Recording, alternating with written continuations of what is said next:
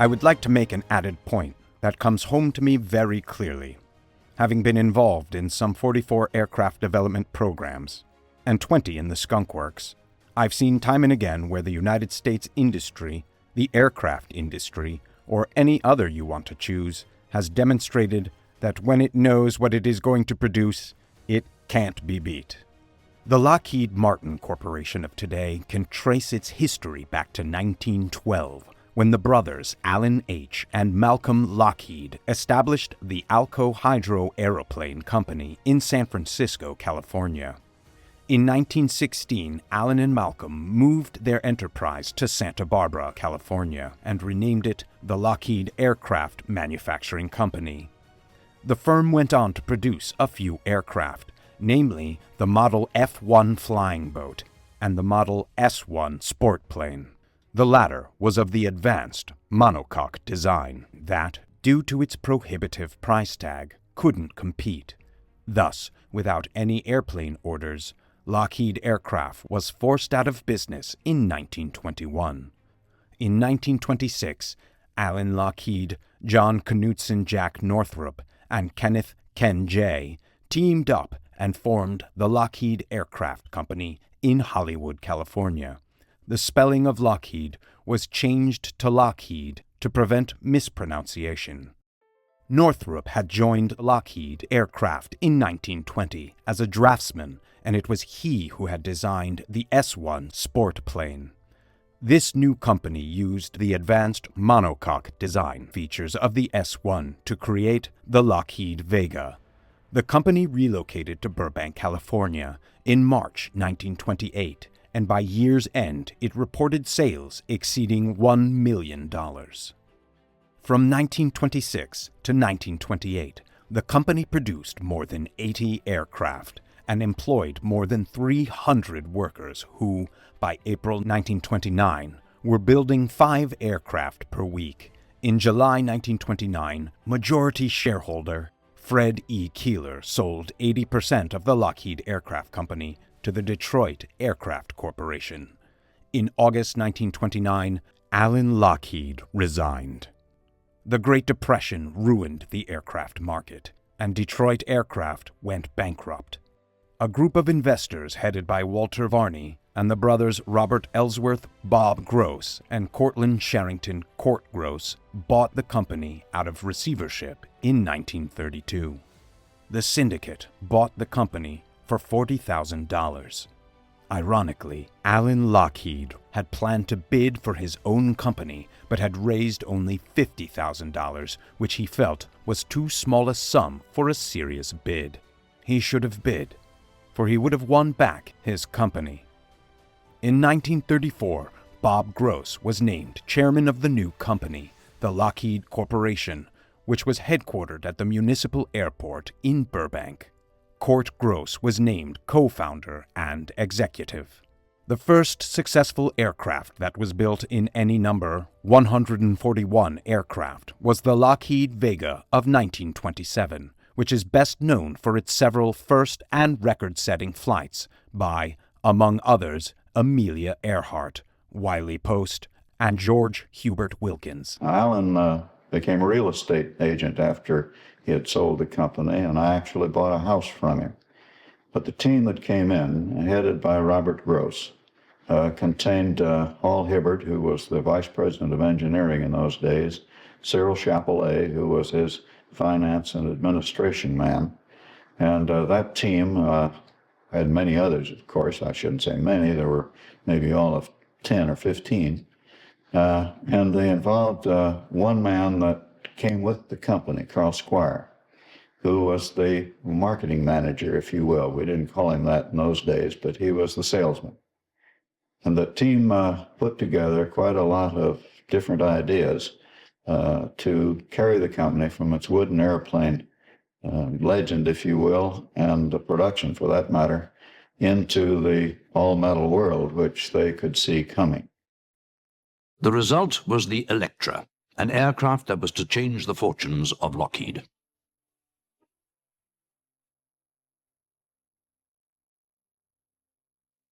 I think this was a pretty courageous move. It was a twin-engine airplane. Lockheed had never built a twin-engine airplane. It was all metal. Lockheed had never built a metal airplane. They had a retractable landing gear. They'd done that once, but this was a little different. And it had two tails on it, which, of course, was the beginning signature, if you will, of one of the designers on the place, Kelly Johnson. And that's when I really first got to know something about Lockheed. Kelly Johnson was Hall Hibbard's sort of chief of advanced design, and he had come from the University of Michigan. And in those days, we had no wind tunnels in the industry, or at least none that I know of. And Kelly used the University of Michigan as a wind tunnel. We had a small tunnel in the basement of the engineering building in Michigan, and I was a student assistant at the time. And so I worked on the Electra and the wind tunnel as a student in Michigan. And that's where the two tails were born. It was a good idea, and still is a good idea for a multi-engine airplane, or a bimotor anyway.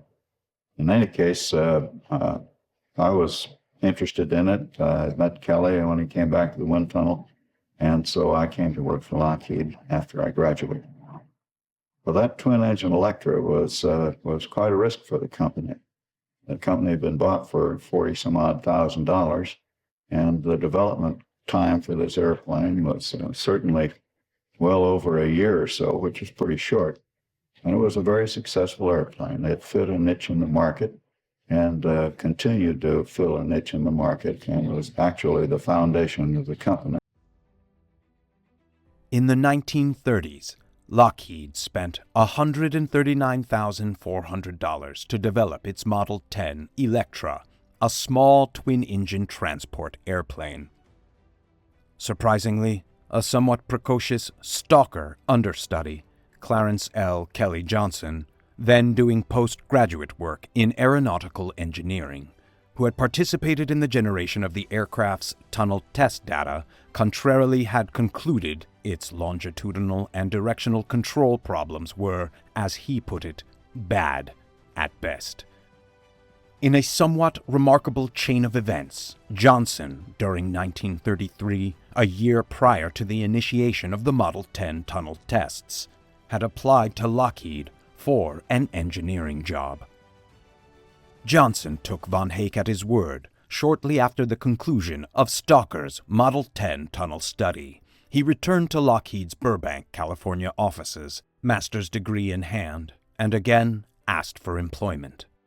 Cyril Chapelet, one of the major shareholders in the new company, and Hibbard were the people who actually hired Johnson as Lockheed's 36th employee. It would be looked back upon as perhaps the single most important personnel transaction in the aircraft manufacturer's history. Kelly's debut, shortly after his arrival, was anything but auspicious. In a meeting with Chapelet and Hibbard during the course of one of his first days at work, he told the engineering group their new Model 10 was only marginally stable. Bluntly, he told the group he did not agree with Professor Stalker's conclusions. He felt a better and safer aircraft could be designed. These comments came as somewhat of a shock to Hibbard. A day after listening to Johnson's matter-of-fact declaration, he cornered the neophyte engineer and orally reviewed his academic credentials in a face-to-face confrontation. He felt certain he could repudiate the Model 10 disparities that had been brought to light. Hibbard would recall years later he came close to firing Johnson on the spot. Several months after the encounter, and after concluding Johnson's claims might have some merit, he told the young engineer to return to Michigan and solve the Model 10's stability shortcomings. Some 73 tunnel runs followed, this number being necessary to narrow the sources of difficulty. The idea of attaching controllable plates to the horizontal tail tips surfaced while run number 72 was underway. These auxiliary surfaces, tested during run number 73, worked very well, particularly after the destabilizing wing root fillets were removed. The next step improved control even further. Full twin vertical tail surfaces now replaced the plates, supplementing the original fuselage-mounted vertical tail. Superb directional control resulted. It was concluded later the original vertical tail was unnecessary, and it was removed. Johnson, who until the Model 10 assignment had been working as a tool designer at Lockheed, returned from Michigan somewhat a hero, and most importantly, a full-fledged member of the engineering staff. In solving the Model 10's problems, he had set the company and its product line on the path to financial success. The company sold 40 in the first year of production. The Model 10 would give birth to several perturbations, including the Model 12 Electra Jr. and the highly successful Model 14 Super Electra. Consequently, Johnson would be partially responsible for the financial latitude implied in the prototyping of the Model 22, which later would become world-renowned as the P-38 Lightning. The cutting-edge Lightning was a twin-edge, twin-boom, twin-tail interceptor pursuit aircraft that eventually became a pivotal combat aircraft in World War II. The design and engineering that went into the P-38 were the handiwork of aeronautical engineers Hibbard and Johnson, and the first example, the one-off XP-38, made its first flight on January 27, 1939. Secretly, a number of advanced features were being incorporated into the new fighter, including a significant structural revolution in which the aluminum skin of the aircraft was joggled, fitted, and flush-riveted, a design innovation not called for in the Army's specification, but one that would yield less aerodynamic drag and give greater strength with lower mass. As a result, the XP-38 was the first 400-mile-per-hour fighter in the world. It was flown by a USAAC AMC engineering test pilot, First Lieutenant Benjamin Scoville Ben Kelsey, who was a fighter project officer in the engineering division of the AMC and one of P-38's biggest supporters. In fact, he helped convince the USAAC to procure the type. In addition to the P-38 Lightning program, Lockheed Aircraft and its Vega Aircraft Corporation subsidiary, formerly the Air Rover Company, were busy building advanced trainers under license for North American aviation. The Vega, Electra, and Super Electra airliners, and the Hudson, Ventura, and Harpoon bombers and patrol bombers. In 1939, Howard R. Hughes, Jr., billionaire and major stockholder in Trans World Airlines, TWA, put forth an industry-wide request for a 40-passenger transcontinental airliner with a range of 3,500 miles. The earlier Lockheed L-044 Excalibur design didn't fit the requirements, but lent itself to modification into what became the Lockheed L-049 Constellation. But like so many other aircraft manufacturers of that era, it was constantly looking for new business to survive and to keep its relatively small workforce intact.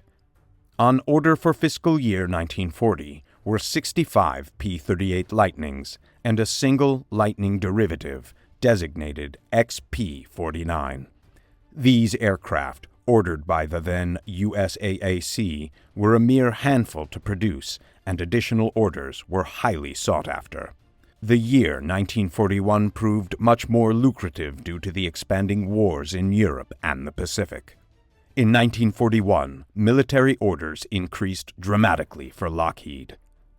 After December 8, 1941, the date America declared war on Germany and Japan, the floodgates opened, and combat and military transport aircraft soon began to stream off the Lockheed and Vega production lines. Between July 1, 1940, and August 31, 1945, the company produced no less than 19,077 aircraft for the war effort.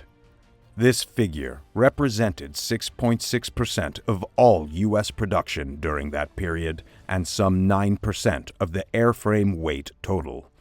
By the end of World War II, Lockheed was the fifth largest manufacturer of aircraft in the U.S. The war catapulted Lockheed into the upper echelons of financially successful aircraft production companies. Accordingly, it was unable to indulge research and development initiatives that otherwise would have been all but impossible during more austere times. Most notably, as early as 1939, Hal Hibbard and Kelly Johnson had become somewhat infatuated with jet propulsion theory. The power plant concept, already being exploited with considerable efficacy on the other side of the Atlantic, had been placed on the back burner in the U.S. primarily because of the exigencies of the war. By 1944, however, this was no longer the case. Money was made available for studies and hardware development. Working with Hibbard and Johnson were Phil Coleman, Willis Hawkins, and Gene Frost on airframe development, and the far-sighted Nathan Price on propulsion. World War II ended in Europe on May 8, 1945, though the war in the Pacific raged on for another 4+ months. In the interim, the fledgling Skunk Works was busy trying to improve upon its P-80 series of aircraft while it delved into new designs. It was a time of discord because the U.S. War Department planned to cut back on its numerous high-volume aircraft orders. Wartime aircraft production was about to come to a screeching halt. In any event, inside Kelly's lair, the design, development, and engineering on various aircraft projects were constant. And since he was chief research engineer, Johnson was responsible for all of its wants and needs. With the military market dwindling, it came time for Lockheed to reinvestigate the civilian aircraft market. Its large and elegant constellation would soon ply the skies throughout the world, but there was a need for smaller, feeder-type airliners to shuttle passengers between major cities. During this particular time period, the still rather fledgling Skunk Works entered into unprecedented territory with the creation of several interesting aircraft projects. Its aerodynamic, aeronautical, electrical, fuel, hydraulic, propulsive, and thermal engineering staff was rampant with genius minds, and they came up with many successful offerings. This team, a precursor to the soon-to-be-born Skunk Works, over a period of 6 months, generated a variety of design studies that eventually resulted in the definitive L-133 jet-propelled, canard-configured fighter. Of all-steel construction with an estimated maximum speed of 600 miles per hour, it was to be powered by 2 Lockheed-designed and built L-1000 XJ-37 axial flow turbojets of 5,500 pounds thrust each. As it was, the L-133 and the L-1000 experience, though seemingly non-productive at the time, eventually would bear Lockheed significant fruit. Both concepts were extremely advanced for the early 1940s, even in the light of parallel German and English efforts, and the axial flow engine in particular would prove prescient from a technology standpoint. More importantly, the small but significant experience base resulting from the Maverick airframe and engine would hold the company in good stead when the Air Force finally realized a legitimate need for a jet-propelled fighter. Jet engine technology in the form of propulsion for aircraft had gone through a relatively long and laborious gestation by the time it was successfully applied to Germany's Heinkel HE-178, the world's first successful jet-powered aircraft. Ernst Heinkel's company had initiated jet propulsion studies as early as 1936 under the aegis of a neophyte engineer by the name of Hans von Ohain. Young and brilliant, von Ohain had been invited to join the Heinkel team and to indulge the theories of jet propulsion that had surfaced while he pursued an engineering diploma at the University of Göttingen. Concurrent with von Ohain's work, and in fact preceding it, was a similar effort undertaken by another young and brilliant engineer, Flight Lieutenant Frank Whittle of Great Britain. Though other British countrymen had begun exploring the attributes of jet propulsion during the same 1920s time period, it was Whittle who first concluded that gas turbine and its pure jet thrust were a practical means of aircraft propulsion.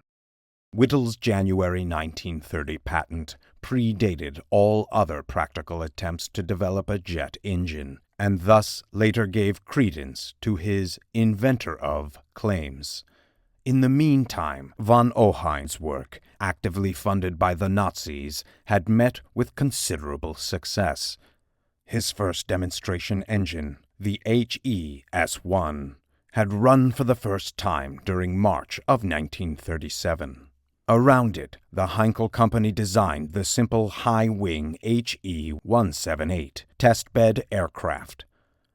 Following its first flight in the capable hands of Heinkel test pilot Erich Worsitz at the company airfield at Mariannhill on August 27, 1939, the HE-178 was used not only to study the jet engine as an aircraft propulsion unit, but also to convince Nazi and Luftwaffe leaders of the jet engine's viability. Its success in the propaganda department later was manifested in the extraordinarily rapid development of such superb operational combat aircraft as the Messerschmitt Me-262 and the Arado R-234, and in turn in the attempted development of a plethora of jet-powered combat types that included the highly advanced Messerschmitt P-1101, Henschel HS-132, the Junkers Ju-287, and the Henkel HE-162.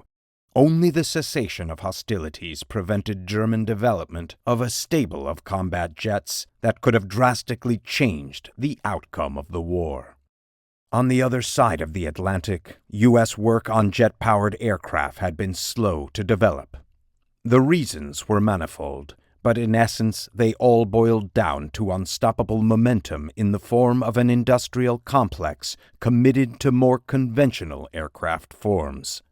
On July 25, 1944, Flight Lieutenant A.E. Wall and Pilot Officer A.S. Laban, while flying an unarmed reconnaissance variant of the agile de Havilland Mosquito over Munich, Germany, noticed an approaching enemy aircraft approximately 400 yards astern and closing fast. 5 times, Wall turned into the attacking Me-262, but was unable to gain an advantage. It was only by diving into cloud cover that the Royal Air Force aircraft and its crew were able to escape the frustrating battle. When Wall and Laban returned to their home base at Fermo, near Ancona, Italy, they spent little time equivocating over the capabilities of the long-rumored German jet. They were convinced its performance capability was something the Allies could not easily or safely ignore. So little was known about these advanced machines and their performance envelopes, intelligence personnel were hard-pressed to provide Allied combat crews even minimal information. In turn, available information pertaining to jet engine technology was reviewed with renewed interest, including indigenous U.S. research that had been undertaken during the preceding 2 decades. By 1939, enough progress had been realized to convince the British Air Ministry that research funding was appropriate. Accordingly, a contract was led for a prototype engine, the 855-pounds thrust W-1, to power a proposed jet-powered research aircraft to be built by Gloucester under contract SB 3229. Dated February 3, 1940, and designated E-28-39. During March of 1941, following receipt of a perceptive letter dated February 25th from General H. Hap Arnold, then Deputy Chief of Staff for Air, Vannevar Bush formed a special committee on jet propulsion under the chairmanship of Will Durant, ex-chairman of the NACA and a noted proponent of turbo supercharging. During April of 1941, while meeting with British ministry commanders in England, General Arnold was given the opportunity to see the Gloucester E-2839 testbed aircraft while it was undertaking high-speed taxi tests and short hops into the air at the Hucklecote airfield and review in detail the Whittle jet engine. The display impressed General Arnold. He immediately requested that information pertaining to the aircraft and its unique propulsion system be provided his technical staff in London for detailed review. Concurrently, he advised the U.S. State Department of British jet engine developments and requested it assist in the establishment of diplomatic intercourse that would permit the acquisition and dissemination of jet engine information and technology in the U.S. By early September of 1941, the receipt of British jet engine technology, insights, drawings, and hardware via the technical team assembled under command of General Arnold had resulted in a decision to build a copy of the Whittle jet engine. Almost by default, General Electric was the unanimous choice to build the engine, and Bell Aircraft Corporation, also by default, was picked to build the airframe. The British government agreed to provide rights to the U.S. government and also to provide a single complete engine and one of the two E-2839s. Bell, after submitting and getting approval for its aircraft design, received a contract on September 30th, 1941, for 3 Model 27 aircraft with the military designation XP-59A. Beginning on February 5th and ending on February 18th, 1944, 3 of the YP-59As were used to evaluate the type as an air combat platform, being flown against a Republic P-47D Thunderbolt and a Lockheed P-38J Lightning.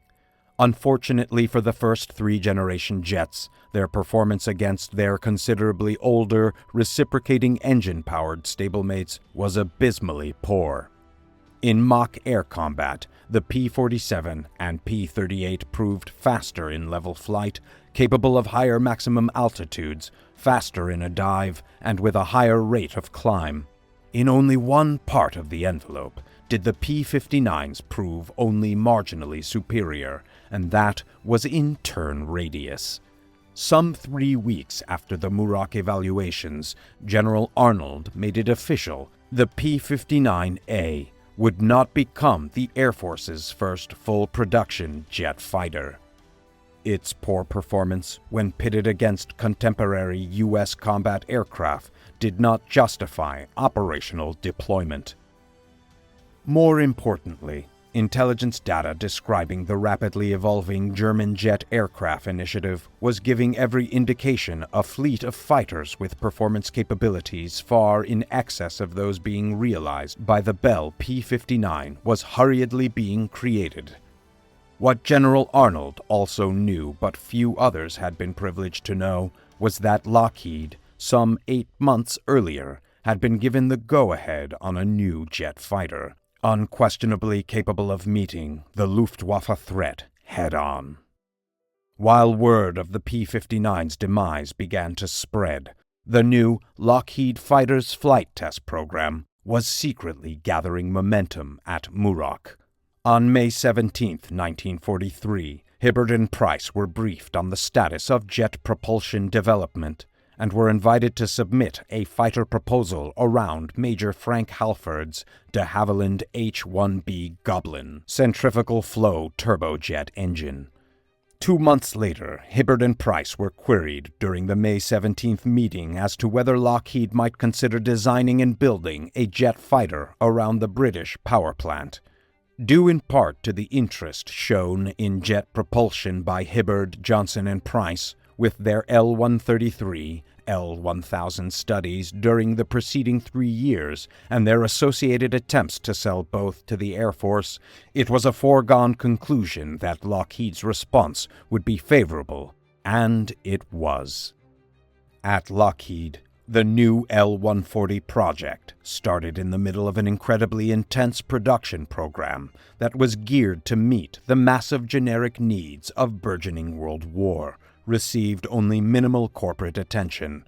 Robert Gross, then company president, and Hal Hibbard, chief engineer, assigned the project to Johnson because of his strong interest in jet propulsion, his established organizational skills, and because he was the most competent of the many young engineers on the company's expansive staff. Johnson, in his autobiography, noted the Skunk Works beginning as follows. For some time I'd been pestering Gross and Hibbard to let me set up an experimental department where the designers and shop artisans could work together closely in the development of airplanes without the delays and complications of intermediate departments to handle administration, purchasing, and all the other support functions.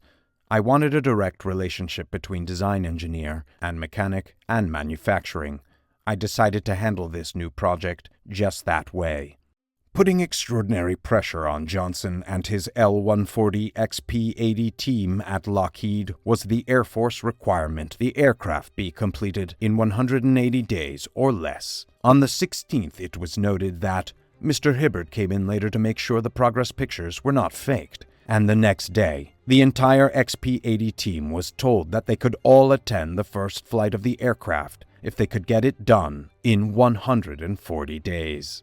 While the team waited for the new engine, miscellaneous checks were run on the airframe, and work continued on minor sub-assemblies and pre-design for the second and third aircraft, which now were beginning to take shape around a new General Electric engine called the I-40. These improved aircraft, officially referred to by Lockheed as L-141s and by the Air Force as XP-80As, as their design evolved, began to differ markedly from their predecessor. The first prototype, 44-83020, was nicknamed Lulu Bell, also known as the Green Hornet, because of its paint scheme. Powered by the replacement Halford H-1 taken from the prototype de Havilland Vampire jet fighter, it first flew on January 8, 1944, with Lockheed test pilot Milo Burcham at the controls. Following this flight, Johnson said, "It was a magnificent demonstration. Our plane was a success, such a complete success that it had overcome the temporary advantage the Germans had gained from years of preliminary development on jet planes. The donated British jet engine and program data had no doubt proved invaluable." In test flights, the XP-80 eventually reached a top speed of 502 miles per hour at 20,480 feet, making it the first turbojet-powered USAAF aircraft to exceed 500 miles per hour in level flight, following the August 1944 record flight of 504 miles per hour, 811 kilometers per hour, 438 knots, by a special, high-speed variant of the Republic P-47 Thunderbolt. Contemporary pilots, while transitioning to pioneering jets like the Shooting Star, were unused to flying at high speed without a loud reciprocating engine and had to learn to rely on the airspeed indicator. By January 15th, Burcham had conducted 5 flights on the XP-80 for a total of 1.67 hours of flight time. The primary objective of these flights was to obtain preliminary impressions of the XP-80's flying characteristics, as well as information regarding its climb and level flight performance capabilities. A significant amount of flight time also was devoted to evaluating the aircraft's stall characteristics and high-speed performance. The second prototype, designated XP-80A, was designed for the larger General Electric I-40 engine. 2 aircraft were built. 44-83021 was nicknamed the Gray Ghost after its pearl gray paint scheme, while 83022, left unpainted for comparison of flight characteristics, became known as the Silver Ghost. The XP-80A's first test flight was unimpressive, but most of the problems with the design were soon addressed and corrected in the test program.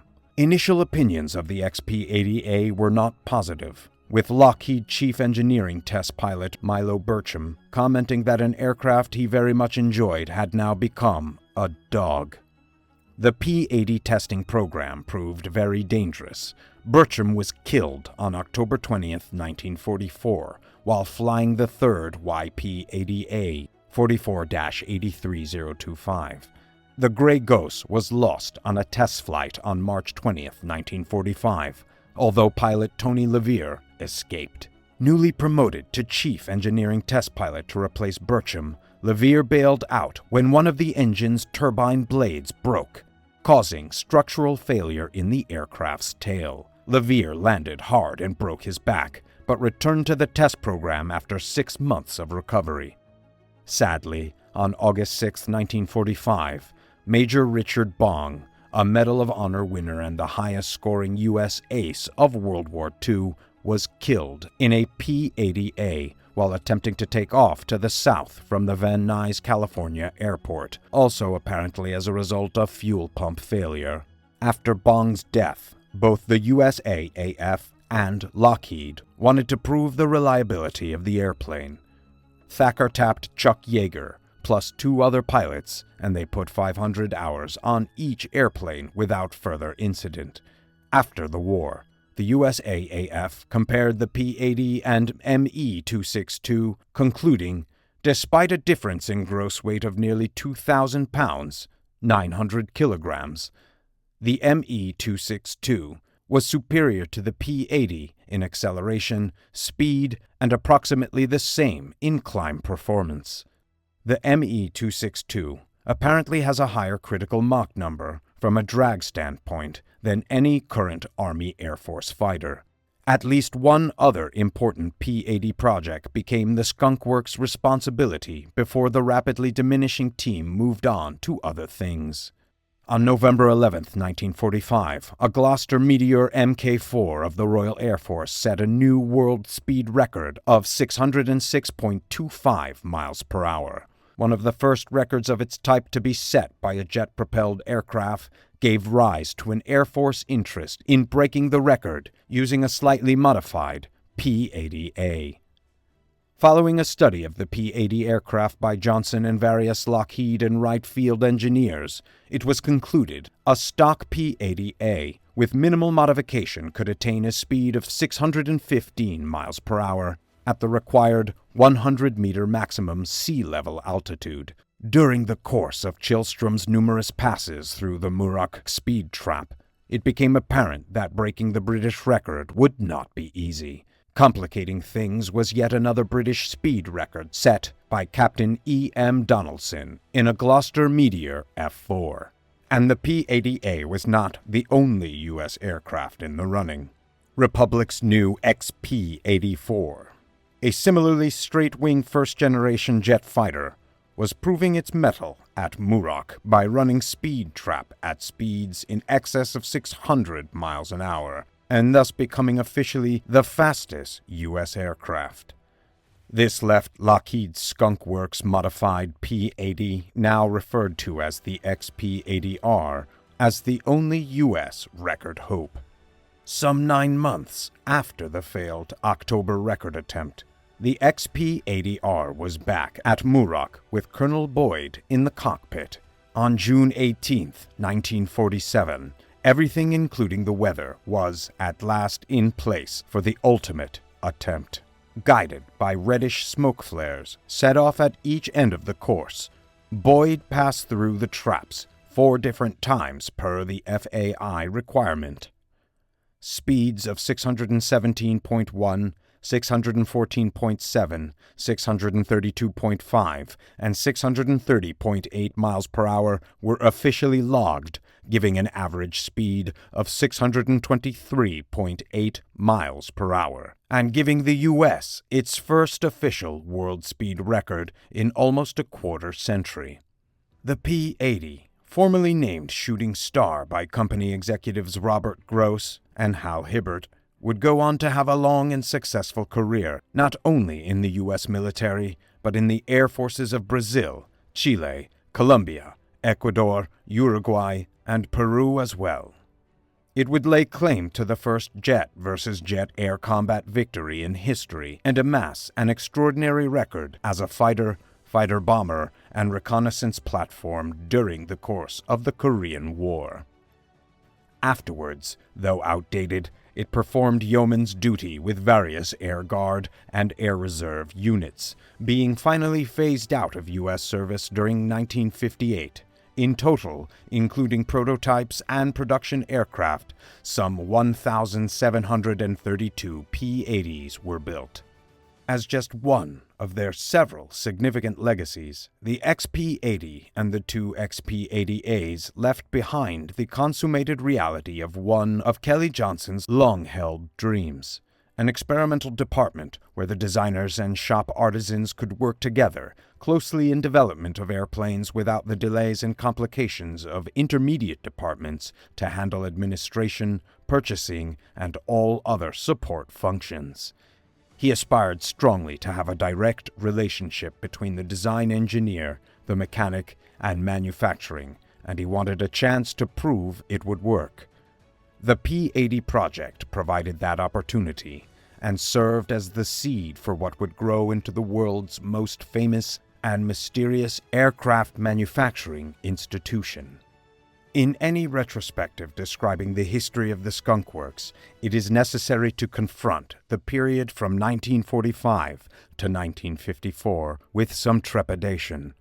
By late 1945, the Skunk Works, as it then existed, had served its purpose and effectively had ceased to exist as a separate entity within the corporate umbrella of the Lockheed Aircraft Company. Regardless, Kelly Johnson had not let the success of the XP-80 program be absorbed by the ever-threatening corporate bureaucracy. Having seen the attributes of the unencumbered design and manufacturing system he and his Skunk Works teammates had created, he was determined to retain its operating philosophy for future endeavors.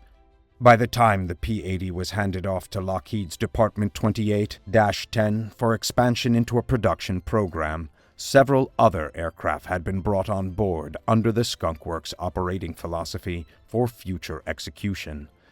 These projects, the prototypes for the Model 75 Saturn, the XR-60-1 Constitution, the T-33 and T-2V-1 Sea Star, the F-94 Starfire, the XF-90, the RB-69, the X-7, the R-7V2 YC-121F Constellation, the XVF-1, and the YC-130 Hercules would not all be brought to life at once under the Skunk Works umbrella, but rather would arrive with surprising regularity over a period of some 9 years.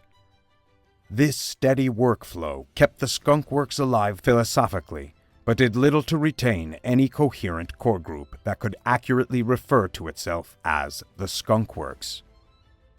Significantly, during this period, none of these aircraft would be created in a true Skunk Works atmosphere, but rather would utilize various aspects of the Skunk Works approach to prototyping. In every instance, some aspect of design, engineering, or construction was handled by what now is looked back upon simply as the vestiges of the old XP-80 approach.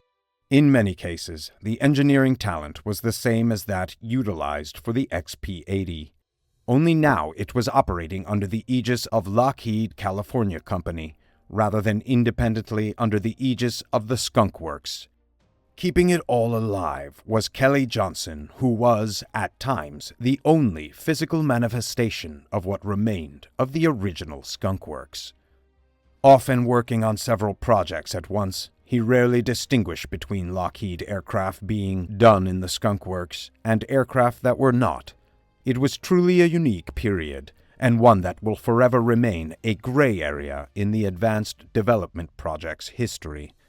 Ben Rich, retired LADC president, today refers to it as the time of the Skunk Works Fast Action Shop. Its singular purpose was to create or assist in the development of prototypes quickly and quietly, and with minimal outside help or interference. Then we had our Saturn, a small transport airplane on which we made the most complete market survey we've made on anything up until recently, and it was to be a low-cost per airplane mile airplane. It was good, but it was a complete failure, because it faced 10,000 C-47s that were available at half the cost, and were better in terms of several other regards, larger mainly, and available quickly. Tony LeVere piloted the first flight on June 17, 1946. By late 1947, the handwriting was on the wall. The Saturn was not going to be a successful venture, and there was no reason for Lockheed to throw any more money into its development.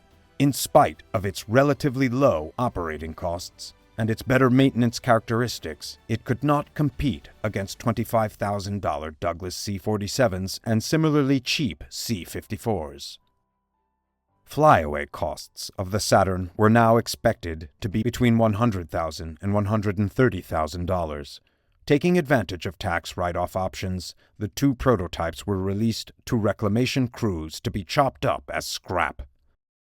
The Constitution was a Navy project, actually started out as a program for Pan American Airlines at 184,000 pounds gross weight. In this project, we used the Skunk Works engineering methods, but we used conventional shop practices.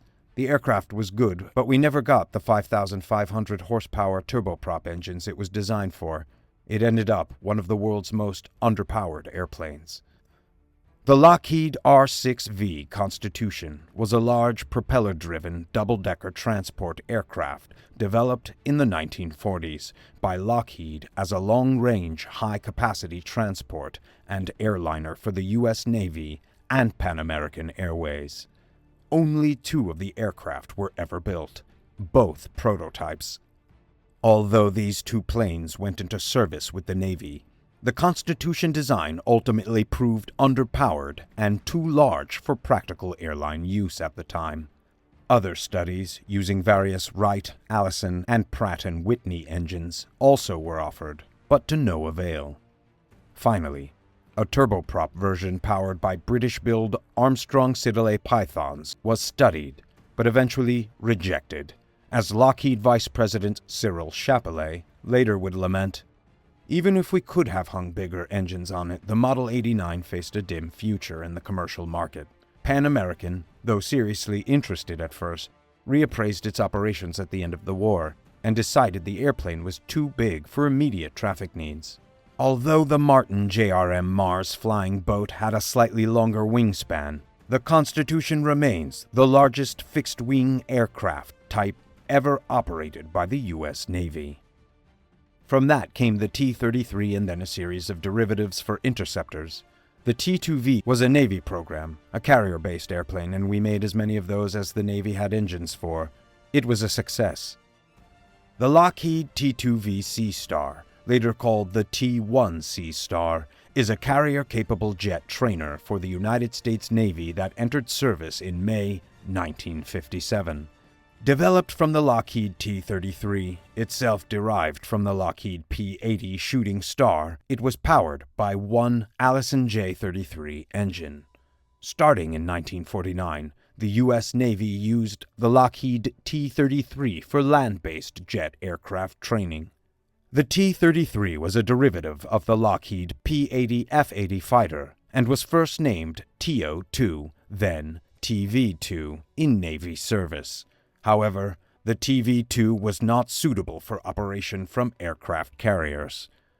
The persisting need for a carrier-compatible trainer led to a further, more advanced design development of the P-80 T-33 family, which came into being with the Lockheed designation L-245 and USN designation T-2V.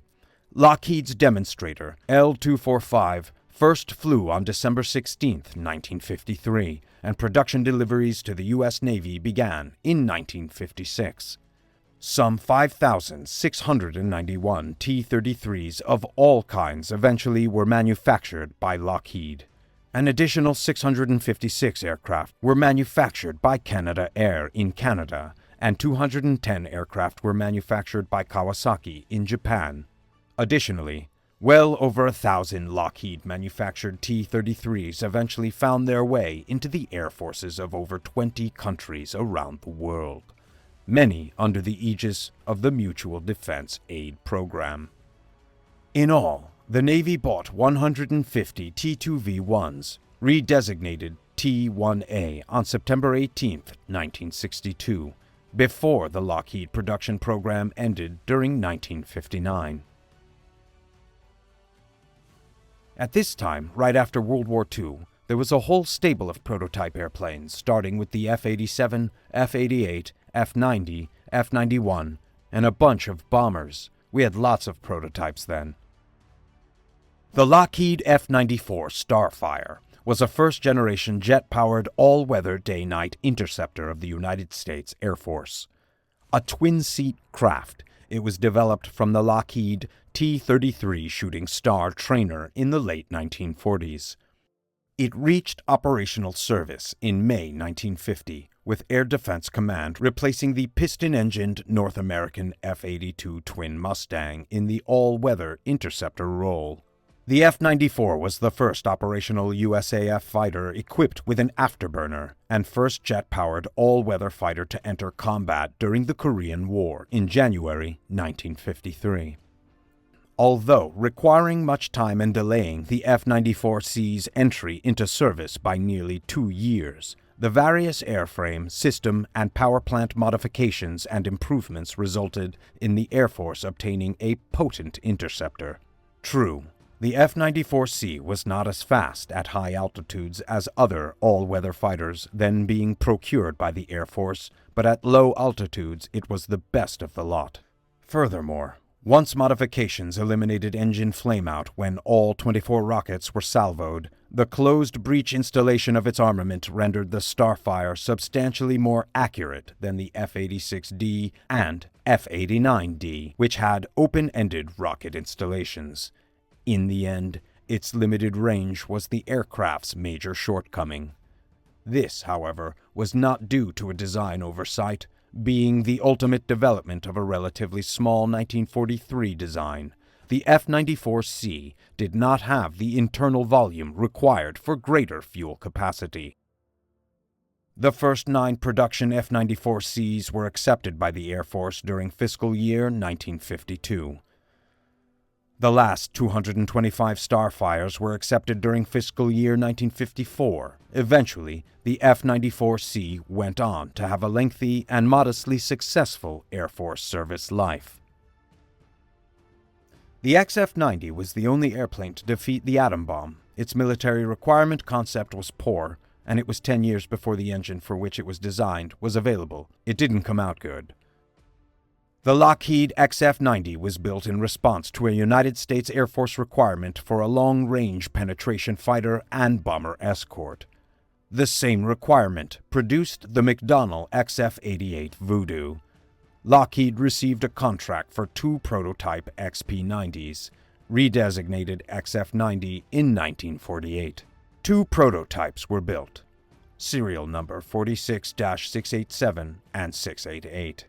Developmental and political difficulties delayed the first flight until June 3, 1949, with Chief Test Pilot Tony LeVere at the controls. On August 28th, Johnson noted, "Took a trip to Wright Field in Washington again. The picture is extremely confused. I'm sure we could build our prototype 90 ground attack airplane if we wished, but information which we have collected on the Russian airplanes plus the long delay that would now result before getting into production makes the 90 obsolete. I cannot recommend building it to face airplanes 4 and 5 years from now that will have 15 degrees more sweep, half the weight, and 1/3 the range. Couldn't stand that. Have recommended we drop the airplane in a memo to Hall and Bob on September 5th. A final note on September 6th stated, "Dissolved 90 project permanently." On September 11, 1950, the McDonnell XF-88 was declared the competition winner. In truth, the XF-90 had been marked for failure from birth. With an ill-defined Air Force specification, a weight problem stemming from an attempt to meet a poorly understood mission requirement, and power plants that could not possibly compensate for the excessive structural overkill, the XF-90's operational prospects were virtually non-existent. On the positive side, Lockheed and the various Skunk Works engineers who conceived and built the XF-90 pioneered the use of 75 ST aluminum, some 25% stronger than the commonly used 24 ST aluminum, verified the viability of the unusual horizontal tail, vertical tail structural control system mix, and indirectly participated in the improvement of the jet engine afterburner. Late in the program, when refitted with the afterburning Westinghouse XJ34-WE-15 engines, both prototypes showed improved performance, but not enough to overcome that of their primary competitor, the McDonnell XF-88. Though none of the penetration fighter contenders would enter production on their own merits, the developed XF-88 in the form of the F-101 Voodoo would eventually have a long and eventful Air Force career. As to how, according to Johnson, the XF-90 defeated the atom bomb, suffice it to say the second aircraft still exists. Used as a test specimen during the 1952 atomic bomb tests at Frenchman's Flat, Nevada, it survived 3 massive blasts with remarkably little damage. Recent interest in recovering it for the museum display has been discouraged, primarily because it remains highly radioactive. The first XF-90 was sent to the NACA's laboratory in Cleveland, Ohio, and there used as an exemplary structural test specimen. Its final disposition is unknown. XF-90 research, development, test, and evaluation costs totaled at $5.1 million.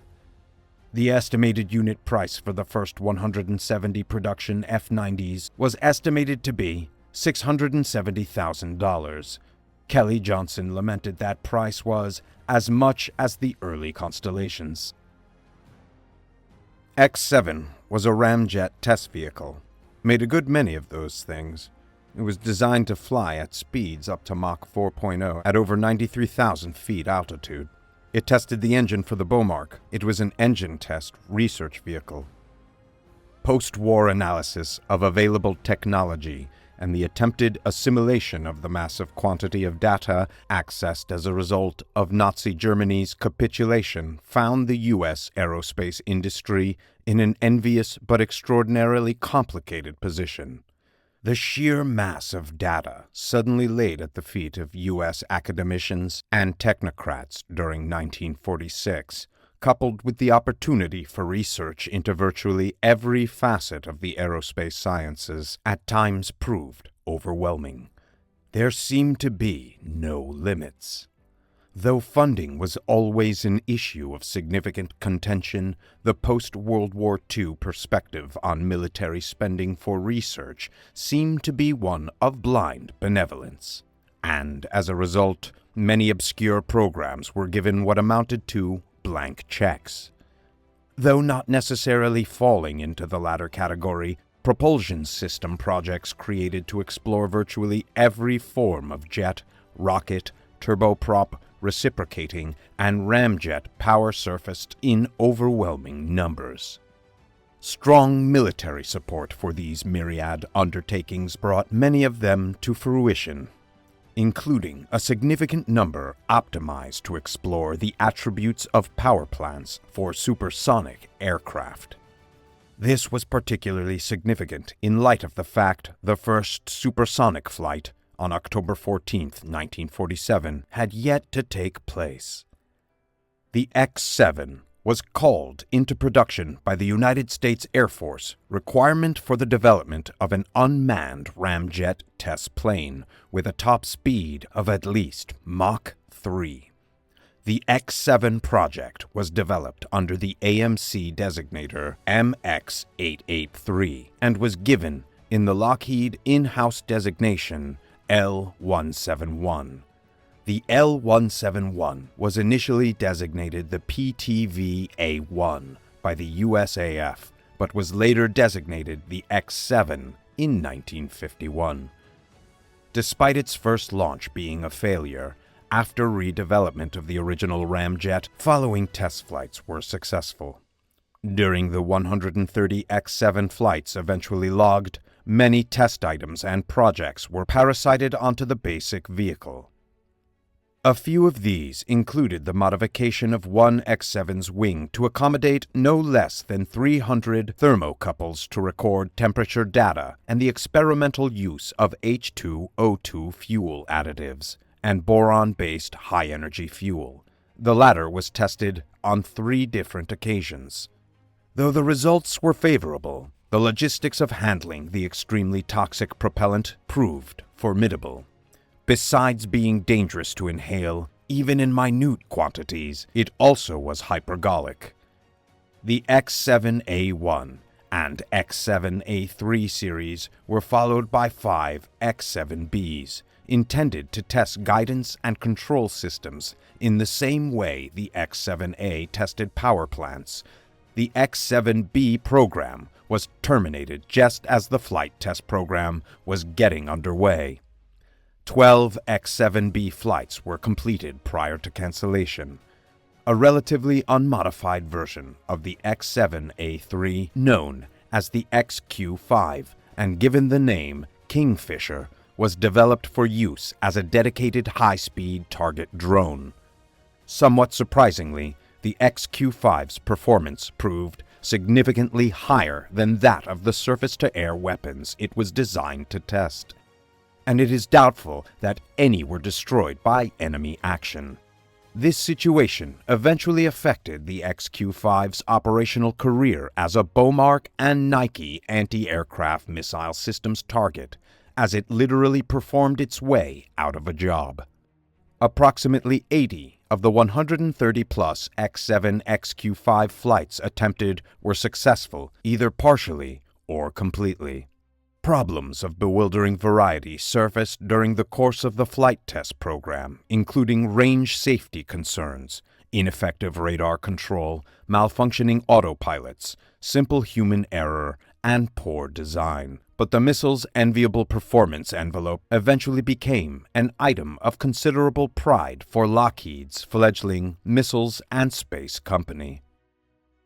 Our first Navy program was next, the XFV-1, a tail-sitting airplane for direct takeoff and landing from a small area on any Navy ship. It was supposed to back down onto the deck. We did excellent in terms of cost and weight, but this aircraft was a failure. It was a failure because we had a bad power plant, and we couldn't look back over our shoulder when flying the thing and judge height.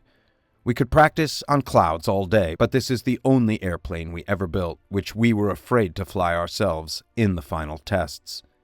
During 1947, the Air Force and Navy initiated feasibility studies calling for the design and development of several different vertical takeoff and landing aircraft types, including fighters. The Navy in particular found VTOL appealing primarily because of the inherent deck space limitations and the associated shortcomings of steam catapult and arresting gear systems utilized on most then extant aircraft carriers. During early 1953, the first XFV-1 was completed at Lockheed's Burbank facility with an interim 5,850 equivalent shaft horsepower XT-40A6 engine in place of the more powerful YT-40A14 scheduled for actual flight tests. Lockheed test pilot Herman Fish Salmon was assigned to the aircraft as chief test pilot on December 23, 1953, during the course of a high-speed taxi test at Edwards Air Force Base. The aircraft inadvertently became airborne for the first time. Salmon landed moments after leaving the ground. A review of the program's progress now indicated a continuous inability to sustain flight operations sufficiently to retain pilot experience as a result of repeated delays for major component breakdowns. Therefore, since the installation of the engine and propeller did not show the high degree of reliability required, the XFV-1 program was terminated.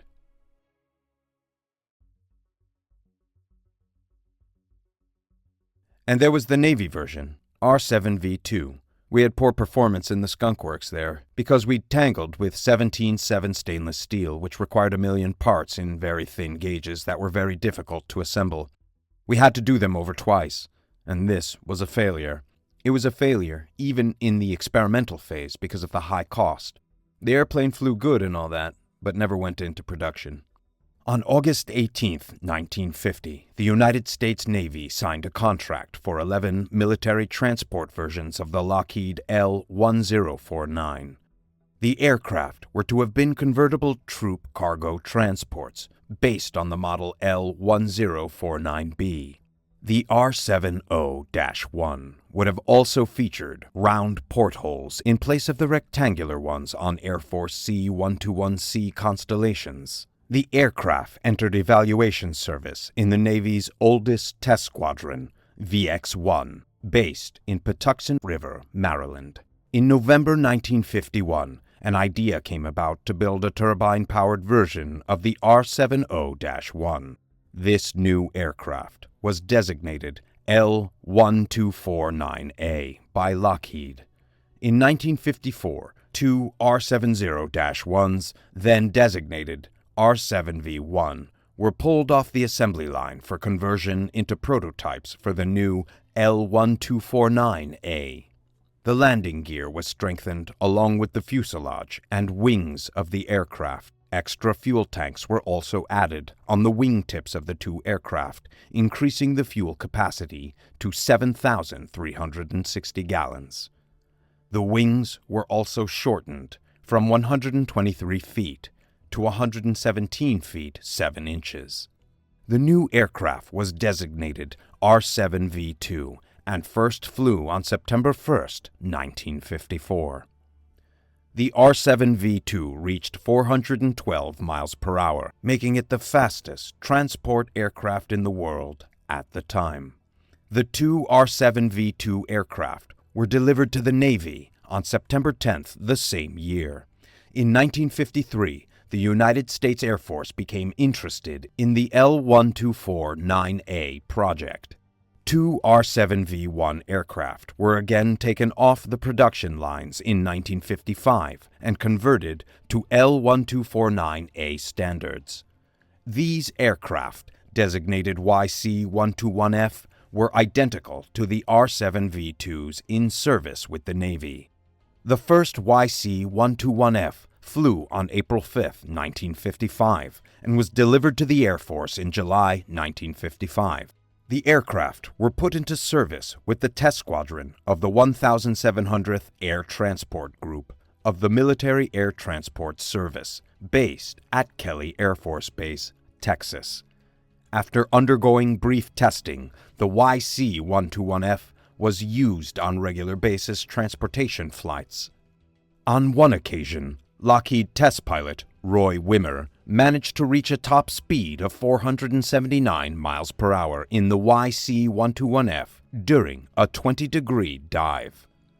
On January 25, 1957, a new transcontinental record for propeller aircraft was set by YC-121F, which flew from Long Beach to Andrews Air Force Base, Maryland, in 4 hours and 43 minutes. Lockheed proposed an airliner version of the L-1249A designated L-1249B. This would have had the fuselage of the L-1049E and be equipped with extra fuel tanks on the wingtips, as well as 4 5,500 HP Pratt & Whitney PT-2F1 turboprops. In the end, airlines were still in favor of the piston-engine airliners, so no L-1249B was ever constructed.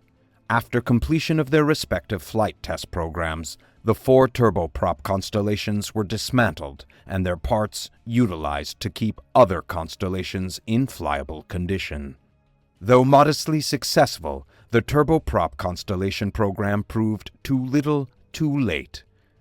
The jet age by the mid-1950s had filtered down to the airline industry, and with the advent of the de Havilland Comet, the Tupolev Tu-104, and the Boeing 707, it was apparent the future lay in pure jet airliners.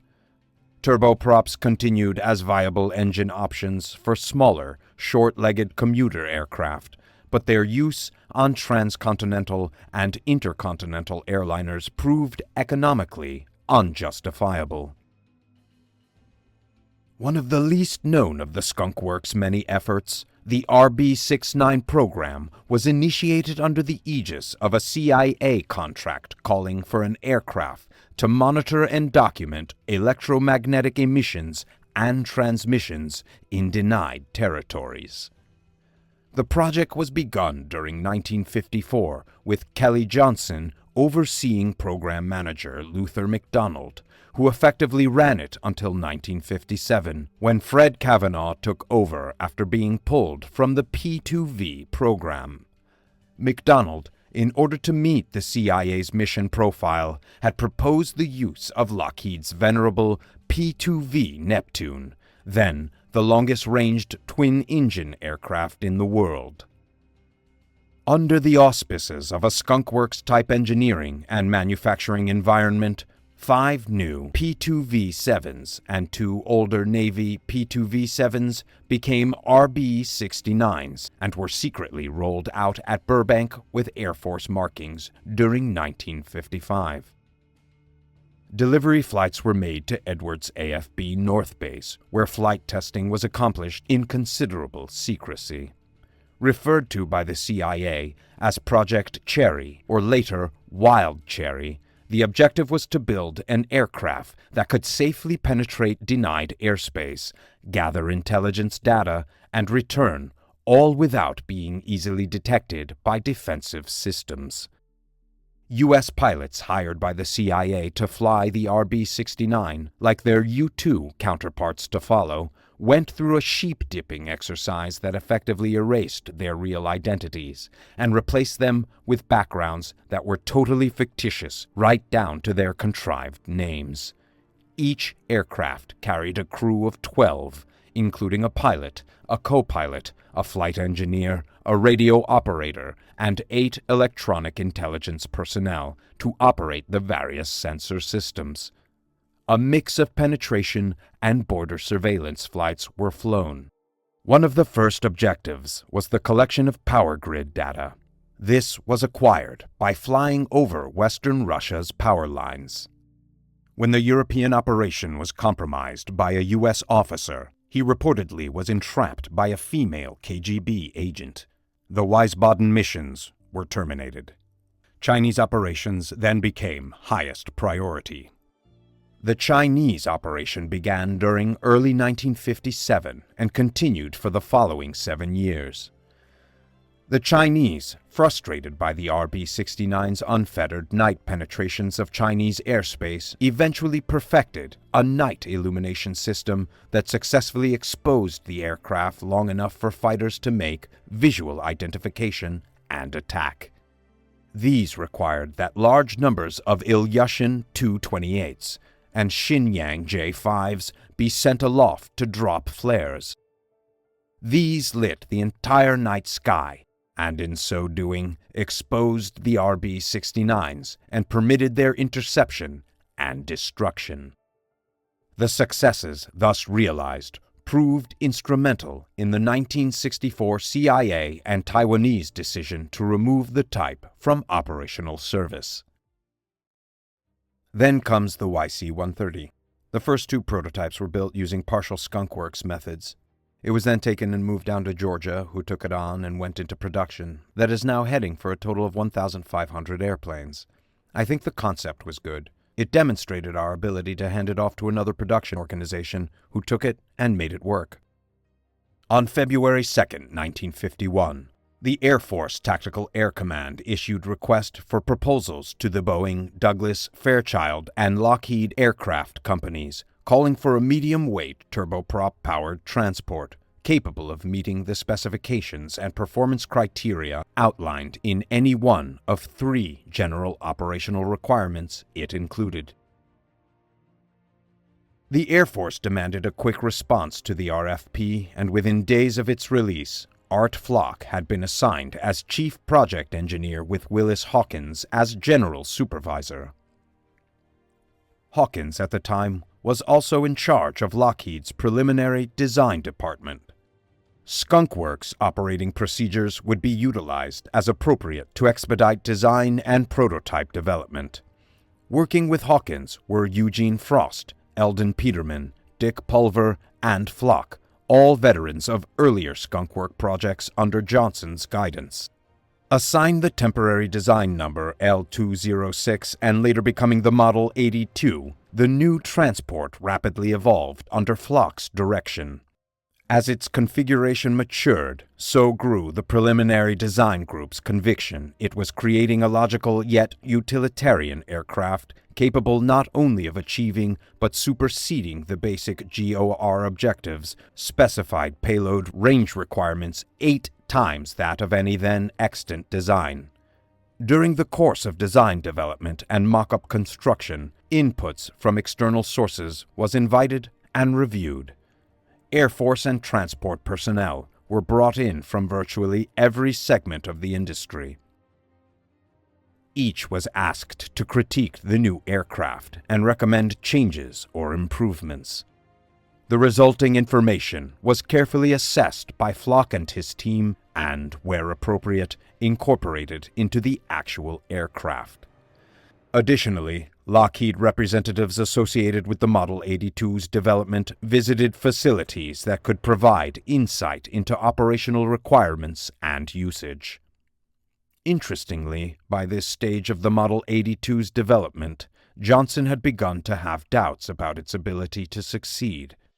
Unhappy with its rather proletarian aesthetic qualities, he had reached a point where he refused to sign off the paper proposals being submitted to the Air Force, forcing his boss company, Vice President Hal Hibbard, to overrule him. Because of Korean War pressures, the Boeing, Douglas, Fairchild, and Lockheed proposals were quickly evaluated by the Air Force. On July 2nd, 5 months after first receiving the RFP, Lockheed was informed its proposal had been picked for prototyping over those of the competition. On July 11th, contract AF-33 038-30453 was awarded Lockheed, calling for the construction and flight testing of 2 Lockheed Model 82s, formerly designated C-130 by the Air Force. In short order, the company officially named the new transport Hercules, in concert with its tradition of naming aircraft after stars and constellations.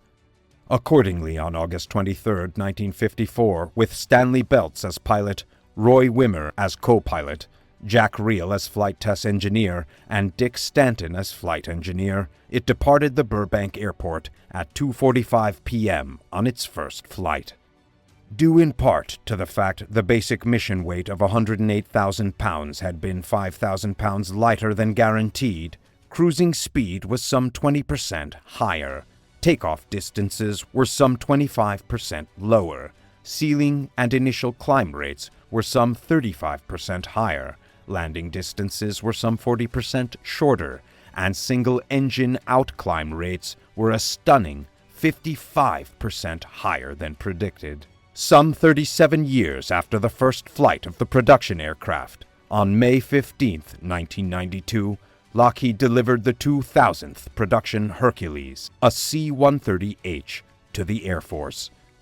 This transport, representing one of the most successful aircraft production programs ever, is only the most recent heir to a legacy that now lays claim to a seemingly endless list of accomplishments. They came up with a requirement for a tactical transport that had some very unique demands, such as a drive-on, drive-off capability on the airplane, which required the whole aft end of an airplane to open up, and numerous other unique requirements. And many people who saw the design, including the renowned Kelly Johnson, commented that it was the ugliest airplane he had ever seen.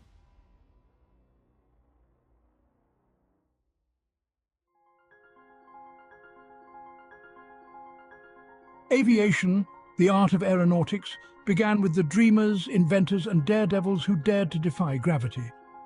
The journey of aviation was nurtured by pioneers like the Wright brothers, whose first flight marked a historic milestone. The role of aircrafts in world wars was groundbreaking, dramatically changing warfare strategies. This initiated a technological evolution in aviation, transforming the simplistic wings of a biplane into the thunderous roar of jet engines. Let's journey through the ages of aviation. Behind every great aircraft, there were great minds. These visionaries, like Sir Frank Whittle, the innovator of the turbojet engine, redefined air travel. Then there's Skunk Works' Kelly Johnson, the genius behind the SR-71 Blackbird. His designs combined speed, stealth and power, crafting machines that dominated the heavens. The contributions of these pioneers have left an indelible mark on the canvas of aviation, shaping the course of history and inspiring generations of engineers and aviators. Each epoch in aviation history gave birth to extraordinary aircrafts, each with their own unique features and roles. The Lockheed SR-71 Blackbird was a marvel of speed and stealth. The F-105 Thunderchief, a supersonic fighter bomber, was vital in the Vietnam War. The P-51 Mustang, a long-range fighter, was critical in World War II. The P-47 Thunderbolt, a heavyweight fighter, was used extensively in the same war. The A-10 Thunderbolt II, the Warthog, is a close air support icon. The Messerschmitt Me-262 marked a leap forward in aviation technology. Each of these game changers were instrumental in their eras, and their legacies still resonate today. Beyond the game changers, there are those that have transcended their practical roles to become icons. The Concorde was not just an aircraft, it was a supersonic symbol of luxury and speed. The B-52 Stratofortress, a strategic bomber, is an icon of power and resilience. These magnificent machines and others like them have become much more than just aircrafts. They are enduring icons that encapsulate the audacious spirit, the relentless innovation, and the boundless ambition that define the world of aviation.